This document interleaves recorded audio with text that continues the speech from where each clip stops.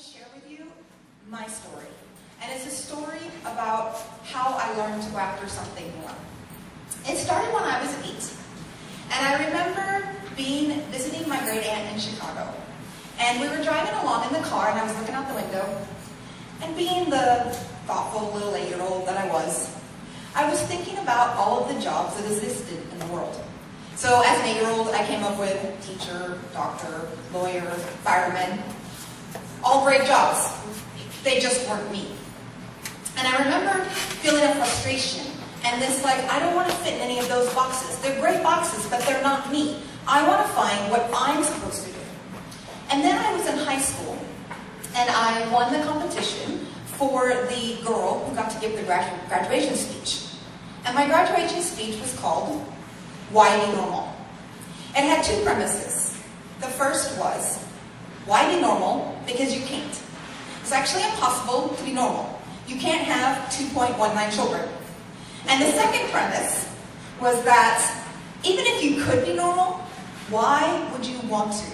The statistics for the average person for divorce and death and all that are not good. So basically, why be normal? It's not a good idea.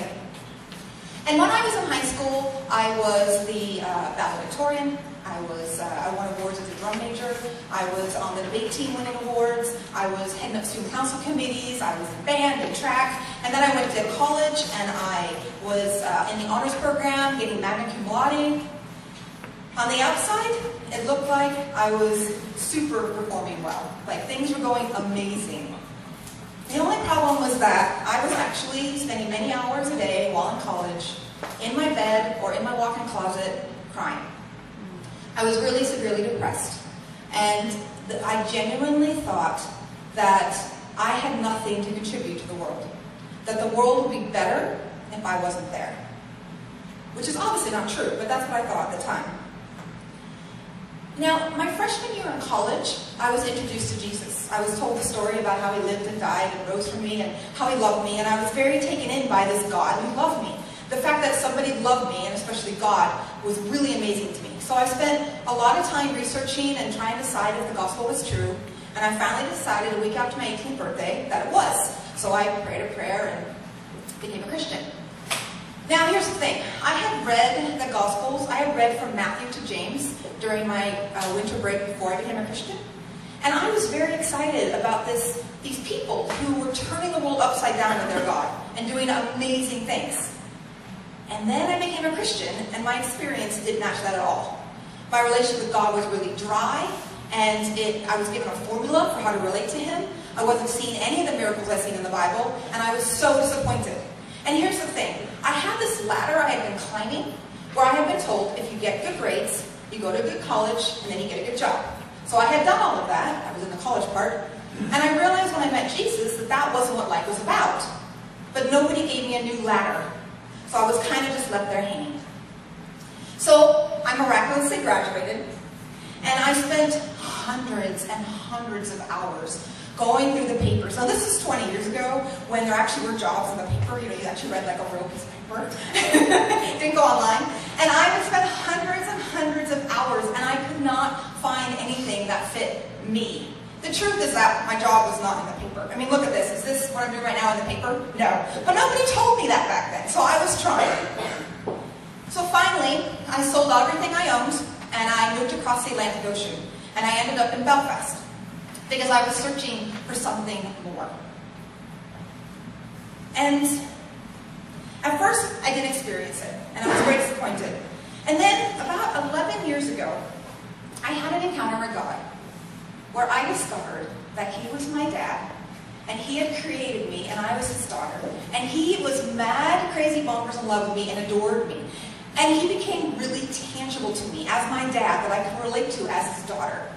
And suddenly, it was like my whole world had changed, and my depression was replaced with joy.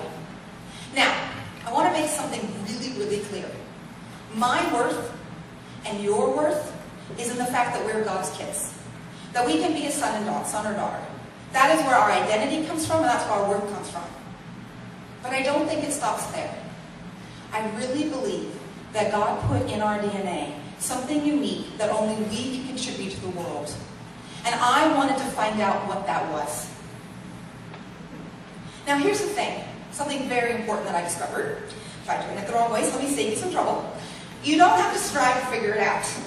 And I did a lot, I'm really good at striving. If I could win awards for striving, I would win them. I'd be top of my class, straight A's with honors, magna cum laude, whatever. Summa cum laude. You don't have to strive for it, because here's the deal. You don't see fish like swimming around worrying about being a fish. They're just fish, right? They just become a fish. We don't have to worry about becoming what God created us to be. We just are it. It's in our DNA. And He's actually, I really believe that we were a dream in God's heart since before time began. And that He's actually more interested in our dreams coming true than we are. Wow. Okay. So I'm overseas, and I'm involved in community development work. I'm really involved in the arts community. I'm actually doing some really great stuff. But it never felt like my unique contribution. And I really wanted something more. I wanted to find out what was Catherine Martin put on the earth to do. So eventually, after being in Northern Ireland for 10 years, and Scotland as well, Daniel and I had met and gotten married, and we ended up moving across the Atlantic Ocean, selling all we owned again. Everything we owned fit in one layer of a pickup truck when we arrived here. No sheets, no towels, nothing. And we moved to Vacaville because we really felt like this was a place where we would discover what our dreams were and our destiny would finally be found. Bottom line, things didn't go quite as we planned. Within 11 months, we were houseless, and we were going from house to house and living in a hotel on our credit cards. Don't recommend it, not a fun experience. We had 2 fires and a flood in the middle of all that. But in situations like this, I have a choice. And I learned about this choice, because I've done both choices. I can choose to feel sorry for myself. I can blame others. I can blame situations. I can strive. I can work really hard and try to make this problem go away. Or, much better choice, I could choose to rest and trust that I have a dad in heaven who is rooting for me, who has set me up for success, and who could take any obstacle, no matter how big it seems to me, and turn it into a stepping stone into my destiny. So Daniel and I are 11 months into this, and we're staying at literally the last place we can stay. Once we leave this place, we have nowhere to go. And we were planning, when we finish this, if nothing has changed, to get into our car and just start driving, because we literally did not know what to do. So we're sitting on the couch of this lovely lady's house. And Daniel and I finally come to a place of rest, and we pray. Not that we hadn't prayed before, but this was a different experience for us. And we prayed, and Daniel heard 3 heavens. And it was during our time of most difficulty, one of my most difficult seasons of my life, that God birthed this. And in the name, I realized that my calling was to help people experience heaven in all areas of their life. To help other people not go through my journey of striving to find something more in their life, but to actually help them get there sooner. Now, I should give you a quick side note, just so I leave you hanging. Daniel, we actually got a place not long after that to stay. We were able to rent a space, and it was a complete miracle story that I can tell another day. And then Daniel also got a job that he didn't even apply for. And so things did work out. But here's the thing. Here's the bigger piece of the story for me, and the thing that I most took away from that time was I took away a knowledge. I now knew what I was created to do. Now, I won't lie to you. It's not like that day it happened and da-da-da-da-da, and stars came out and the sun came out and all came out this confetti and like everything was perfect happily ever after. If only that was the case. I wish. It's been a process of 8 years of finding definition and language for what that looks like. For me and for us, poor Daniel, who gets dragged into this because he's married to me. And I couldn't do it without him. But I now can say to you, and I'm going to say to you in a second, about what it is, like why? Why do I get up in the morning? Why am I doing Through Heavens? Why do I spend 80 hours a week some weeks working on the different things that we're doing? And it's because I want to help people experience something more with their lives. And it's in 4 areas. Now, it was mentioned earlier by Drea that I'm the chocolate lady, and so I couldn't do this talk without bringing in chocolate. One of the lovely Wonder chocolates that we have this evening. And I really love chocolate, especially dark chocolate. I actually think that dark chocolate should be made a health food. Like, I think we should petition the FDA and have it put on the food pyramid as a health food, because actually the chocolate itself, when you take away all the sugar and all that, it's actually really good for you. And when Daniel and I were married, we were married in Belfast, and my family came over from the US, and my dad brought to us a chocolate that you can only get in the US at the time. And so we had it on the table at our wedding reception, and every time I eat that chocolate, I think about our wedding and how I have this amazing man here. And so I have been here actually since like 3 o'clock, and I'm really hungry, so I think I'm going to go ahead and have this chocolate, because otherwise I might pass out on you, and that would be good. So here we go. Oh, it looks so good. I love the nuts at the bottom. Wow.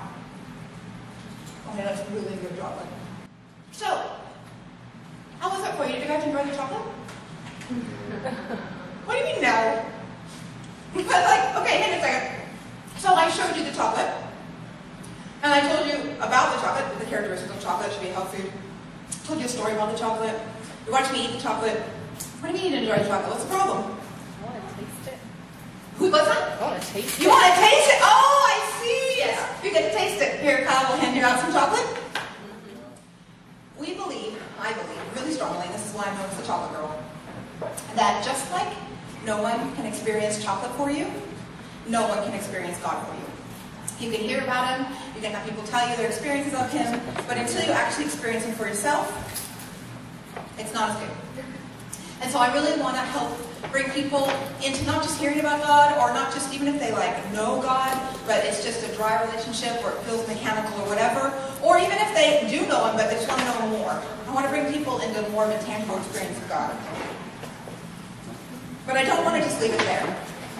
The second thing is, I want to see people living their life dreams. I want to see people doing and being what they were born to do and be. One of my biggest hates, I do a lot of mentoring meetings, and if you ever meet with me and I ask you about what you do, and actually often at parties, I don't just small talk, so one of my first questions will be, what do you do? What do you want to do with your life? What do you enjoy? Should have given me a clue a long time ago, but there you go. And if you told me you're in a job but you don't really like it, I'd get really angry. Because here's the thing, nothing wrong with 9-to-5 jobs. I'm really glad that people work 9-to-5 jobs. We need you. Thank you very much. But if you're in a job that you hate, it drives me bonkers. Because it doesn't say God has good plans for you, except from 9 to 5 or from 8 to 6 if you live in California. But the rest of our life He does. I really believe that God has good plans for us, and that you should be doing something that you are wired to do. One of my favorite quotes is, don't ask what the world needs, ask what makes you come alive. Because what the world needs is people who have come alive. That's from Howard Thurman. And someone who's a great example of this, it's probably going to embarrass you, but it's the lovely Drea. Everyone turn to Drea. So, Drea runs this great salon here. Beautiful salon, and my great haircuts from her. And she's a wonderful stylist and a wonderful salon owner. But I've known her for a few years now, and I can tell you, just from knowing her, that she does not cut hair or run a salon just to cut hair and run a salon.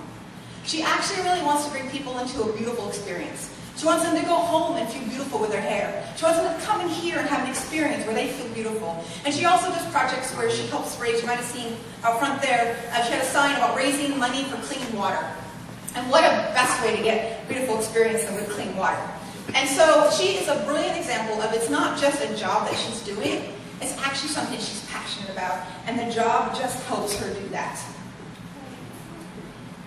So the second thing is I want some people living their life dreams. And then these last two really quickly here. The third is a supernatural lifestyle. I really, really, really, really believe that this world that we see and can taste and touch and hear and smell, that there's a world that's more real than that. And we get to have access to that world. And we don't have to rely just on earthly resources. We can have access to heavenly resources. You're trying to solve a problem in your work, you don't have to just figure it all out by yourself. You can actually have access to heavenly divine inspiration to solve your problems. God wants to help you, and He wants to help you be part of, He wants to be a part of what you're doing in your world and in your life. And so I love seeing people live a lifestyle that accesses the heavenly realm. And the final way is I want to see people experience something more in how they impact the world. You don't have to rely on just doing what you've seen everybody else do. And you don't have to rely on just doing the kind of cheesy way of things. Like one of my biggest pet peeves is cheesy church dramas. Because I really believe that we can communicate the gospel in creative, effective, and relevant ways. And we don't have to rely on tried and whatever cheesy stuff. And so I really want to see people discover how to do what they love in their own unique way. So we do this personally at Three Heavens through teaching and training, performance in the arts, and outreach to a ministry to orphans.